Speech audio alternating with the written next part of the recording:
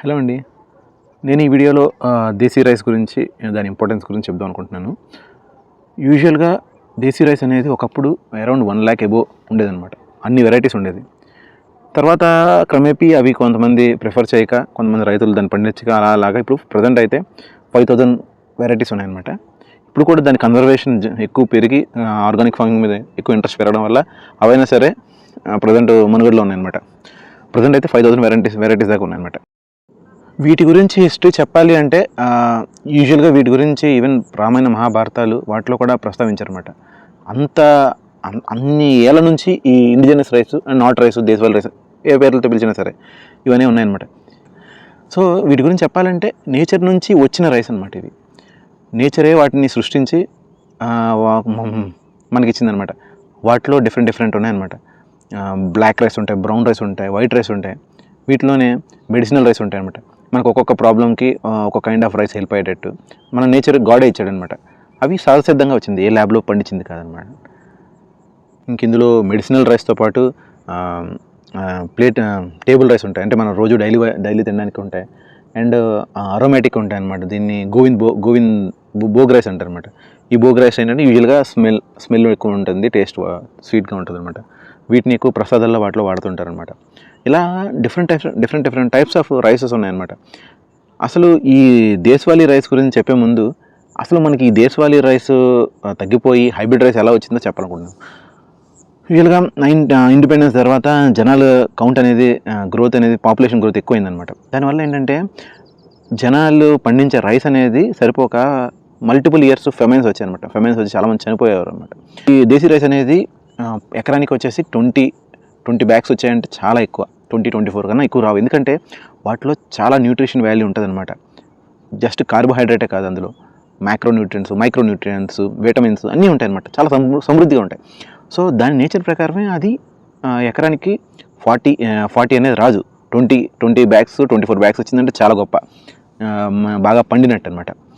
కానీ ఆ టైంలో ఏంటంటే జనాలు పెరగడం వల్ల పంట సరిపోక చాలా ఫెమైన్స్ వచ్చాయి. అందుకోసం ఏంటంటే గవర్నమెంట్ దీన్ని హైబ్రిడ్లోకి వెళ్ళి హెచ్ఎంటీ అని, ఆర్ఎన్ఆర్ అని రైసెస్ క్రియేట్ చేసింది. ఇప్పుడు అసలు దేశవాళీ రైసెస్ ఏమేమి ఉన్నాయి, వాటి యొక్క ఇంపార్టెన్స్ గురించి ఒకసారి చూద్దాం. మెడిసినల్ ప్రాపర్టీ ఉన్న రైసు మెయిన్గా మనం ఆయుర్వేదిక్లో ఎక్కువ వాడుతుంటారు అనమాట. దీనికి ఒక్కొక్క వెరైటీ ఒక్కొక్క డిసీజ్ కోసం అన్నట్టు వాడతారనమాట. మాపిల్ల సాంబా అనే రైస్ ఉంటుంది, దీన్ని అల్లుడు గారి రైసు అంటారు. ఇది వాడితే 90 డేస్లో స్పర్మ్ కౌంట్ పెరిగి పిల్లలు పుట్టే ఛాన్స్ ఎక్కువ ఉంటుంది అనమాట. పూర్వం ఈ రైస్ని కొత్తగా పెళ్ళైన అల్లుడి కోసం స్పెషల్గా వండి పెట్టేవాళ్ళు అనమాట అత్తగారింట్లో. అలాగే రక్తశాలి అనే రైస్ ఉంటుంది. దీనివల్ల హెమోగ్లోబిన్ అనేది బాగా పెరుగుతుంది. కుల్లాకర్ రైస్ ఉంటుంది, ఇందులో బి కాంప్లెక్స్ సమృద్ధిగా ఉంటుందన్నమాట. దీన్ని ప్రెగ్నెంట్ ఉమెన్ బాగా వాడుతుంటారు అనమాట. ఇది వాడితే అసలు బి కాంప్లెక్స్ వేసుకోవాల్సిన అవసరమే ఉండదు. ఇంకా పూంగర్ అనే రైస్ ఉంటుంది. ఇది సేమ్ అల్లుడి గారి రైస్ ఉంది కదా, మాపిల్ల సాంబా, అలాగా లేడీస్ వెర్షన్ అనమాట. ఫీమేల్ హార్మోన్ ఇంబ్యాలెన్స్ ఉంటే వాడాలని చెప్పి తమిళనాడు అగ్రికల్చర్ యూనివర్సిటీ కూడా చెప్పిందనమాట పూంగర్ రైస్. అలాగే నవారా అనే రైస్ ఉంటుంది. దీన్ని ఒరిజినల్ నేమ్ నివారణి, దీని పేర్లోనే ఉంటుంది. అన్ని రకాల రోగాలకి చాలా హెల్ప్ అవుతుంది అనమాట. దీన్ని షుగర్ కంట్రోల్ చేయడానికి, యాంటీ ఇన్ఫ్లమేషన్గా అండ్ వెయిట్ తగ్గడానికి, ఇలా షుగర్ ఎక్కువ ఉన్న వాళ్ళు వాడితే వాళ్ళకి షుగర్ అనేది కంట్రోల్లో ఉంటుంది అనమాట. ఇంకా ఇలాగే అంబే మొహర్ అనే రైస్ ఉంటుంది. ఇందులో potassium, magnesium, zinc, calcium, iron అని చాలా చక్కగా ఉంటుందన్నమాట. మంచి మ్యాక్రో న్యూట్రిషన్స్ అనేది మనకి వస్తుందన్నమాట. ఇలాంటి రైస్ మనకి దేశీ రైస్లో చాలా ఉన్నాయన్నమాట. ఇప్పటిదాకా చెప్పిందంతా మెడిసినల్ రైస్ అనమాట. ఇవి కాకుండా టేబుల్ వెరైటీస్ ఉంటాయన్నమాట. అంటే టేబుల్ వెరైటీస్ అంటే మనం బాగా తెల్ల రైస్ తిన్న అలవాటు, సన్న రైస్ అనేది. సో మన దేశీ రైస్లో కూడా మనం యూజువల్గా బీపీటీ వాడతాం కదా, ఆ కైండ్ ఆఫ్ రైస్ లాగా ఉంటుంది. సేమ్ టేస్ట్ కూడా చాలా బాగుంటుంది అనమాట. ఇవి మనం దేశీ రైస్ అయినా సరే మనం ఈజీగా తినొచ్చు, ఈజీగా డైజెస్ట్ అవుతాయి అనమాట. శుద్ధ సన్నాలు, మైసూర్ మల్లిగా, ఈ మైసూర్ మల్లిగా ఉంది సరే, చిన్నపిల్లలకి వాడితే చాలా మంచిది అనమాట. అలాగే రాజముడి, ఇలా ఉంటుంది, డిఫరెంట్ ఉంటాయి అనమాట. ఇవన్నీ సన్నగా ఉంటాయి అనమాట. కానీ ఒకసారి మీరు టేస్ట్ చూడాలి అండి, అద్భుతంగా ఉంటుంది. మన రైస్లో ఏముందండి, చప్పగా ఉండడం తప్ప, కూర ఏం టేస్ట్ ఉంటుందో అదే తప్ప స్పెషల్గా దీనికంటే టేస్ట్ ఉండదు. కానీ మన ఇండిజినస్ రైస్లో ఒక్కొక్క రైస్కి ఒక్కొక్క టేస్ట్ ఉంటుంది అనమాట. ఒక్కొక్క రైస్కి ఒక అరోమా ఉంటుంది. ఇలాగే బహురూపి, నారాయణ కామిని అనే రైసెస్ ఉంటాయి. ఇవి కొంచెం లావుగా ఉంటాయి అనమాట.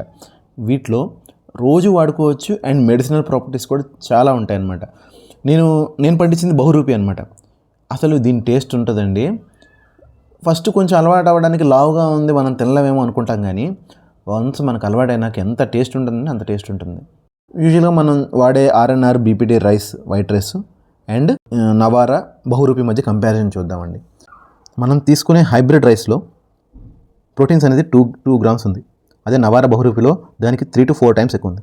ఫైబర్ అనేది 10 to 20 టైమ్స్ ఎక్కువ ఉంది. అలాగే ఐరన్ 10 టైమ్స్ ఎక్కువ ఉంది. కాల్షియం 2 to 3 టైమ్స్ ఎక్కువ ఉంది. ఇంకా జింక్ 2 to 3 టైమ్స్ ఎక్కువ ఉంది. మెగ్నీషియం 2 to 3 టైమ్స్ ఎక్కువ ఉంది. ఇలాగ ఏది కంపేర్ చేసుకున్నా సరే మనకు కావాల్సిన మైక్రో న్యూట్రిషన్ అనేది ఇండిజినస్ రైస్లో చాలా ఎక్కువ ఉంటుందన్నమాట. ఇంకా గ్లైకమిక్ ఇండెక్స్ అని ఉంటుందన్నమాట. అంటే ఈ మనం తినే రైస్ అనేది వైట్ రైస్ అనేది జస్ట్ అది ఒక షుగర్ లాంటిది అనమాట. అందులో ఎక్కువ ఫుల్ కార్బోహైడ్రేట్స్ ఉంటుంది. మనం తినగానే మన షుగర్ లెవెల్ అనేది ఒకసారిగా బ్లడ్లో షుగర్ లెవెల్ పెరిగిపోతుంది. దాన్ని కంట్రోల్ చేసుకోవడం కోసం ఇన్సులిన్ వస్తుందన్నమాట. ఇన్సులిన్ మళ్ళీ రావడం వల్ల మళ్ళీ షుగర్ లెవెల్ పడిపోతుంది అనమాట. సో మనకు త్వరగా ఆకలేసేస్తుంది. ఈ ఫ్యాక్టర్ని చూడండి గ్లైకమిక్ ఇండెక్స్ అంటారనమాట. ఇది మనం తినే వైట్ రైస్లో దగ్గర 70% ఉంటుంది. అదే నవారాలో అయితే 55%, బహురూపిలో అయితే 60%. సో ఇలాగ ప్రతి దాంట్లోనూ న్యూట్రిషన్ సంబంధించి కానీ టేస్ట్ సంబంధించిన కానీ అన్నిట్లోనూ బెస్ట్ అనేది మన దేశీ రైసే. కానీ మనం ఎందుకు ఈ హైబ్రిడ్ రైసే వాడాలి? మనం ఇంత న్యూట్రిషన్ ప్రాపర్టీ ఉన్నా సరే మనం దేశవాళీ రైస్ ఎందుకు తినకూడదు? మనం మనం పెద్దలందరూ ఇన్నాళ్ళు ఆ చెత్త తినే బతికాం. Just carbohydrates, just filler. దానివల్ల ఎలాంటి హెల్త్ బెనిఫిట్ ఉంటుంది అనమాట. ఈవెన్ అవి తింటే రోగాలు కూడా వస్తున్నాయి, షుగర్లు పెరుగుతున్నాయి అని మళ్ళీ దానికోసం మెడిసిన్స్ వాడుతున్నాం. సో మనం ఎలాగో ఇన్నాళ్ళు మంది వేస్ట్ అయింది. బట్ మనం వచ్చే నెక్స్ట్ జనరేషన్కైనా వీటిని మనం పిల్లలకు తినిపించాలి. వాళ్ళు స్ట్రాంగ్గా ఉండాలి. అందుకనే చూడండి, మ్యాక్సిమం కుదిరినంత వరకు మీరు దేశవాళీ రైస్ని తినండి. మీ ఇష్టం, అందులో చూసుకొని మీ కంఫర్టబుల్గా పిల్లలు తినేటట్టు మీరందరూ మీరు ట్రాన్స్ఫార్మ్ అవ్వమంటే అవ్వడం కష్టం. ఎందుకంటే కొంచెం తక్కువ డిఫరెంట్గా ఉంటుంది, మరీ అంత తెల్లగా ఉండదు. కంపల్సరీ మనం ఈ హైబ్రిడ్ రైస్ నుంచి దేశవాళీ రైస్కి మూవ్ అవ్వాల్సిందే. అండ్ మీరు కూడా ఇప్పుడు ఎవరైనా ప్రెగ్నెంట్ ఉమెన్ ఉన్న ఇంటికి వెళ్తున్నారంటే స్వీట్లు పట్టుకొని వెళ్ళడం కాదనమాట. కులాకర్ రైసో, నవారా రైసో ఇలాంటివి పట్టుకొని వెళ్ళండి.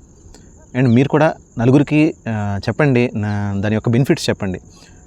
ఇది అనేది ఈ మధ్యనే కొంతమంది తెలుస్తుంది. అండ్ ఇలా మనం నిర్లక్ష్యం చేసామంటే ఇప్పుడున్న 5000 వెరైటీస్ అలా 500కి వచ్చినా ఆశ్చర్యపోక్కర్లేదు, 50కి వచ్చినా ఆశ్చర్యపోక్కర్లేదు. మన రైస్ని మనం కన్సర్వ్ చేసుకుందాం. దేవుడిచ్చిన రైస్ అది. దేవుడిచ్చిన రైస్ని మనం పోగొట్టుకోకూడదు. మన నేచరే మన కోసం మన డిజైన్ చేసిన రైస్ అది. దాన్ని తినకపోతే ఇంకేం తింటాం? చెత్త తింటామా? అందరూ ఆలోచించండి. నేను కూడా నా వంతుగా నా చుట్టూ ఉన్న కూడా దేశీ రైస్కి ప్రమోట్ చేస్తాను. ఒక 2 acresలో ఎవరైనా రైతుని పట్టుకొని వాళ్ళని నేనే విత్తనాలు ఇచ్చి వాళ్ళకి పండించి వాళ్ళకి ఒక మార్కెట్ చూపిస్తాను. అండ్ అలాగే నా చుట్టూ ఉన్న రైతులు కూడా మారతారేమో అని చూస్తాను. మీరు కూడా ప్రమోట్ చేయండి. Thank you so much.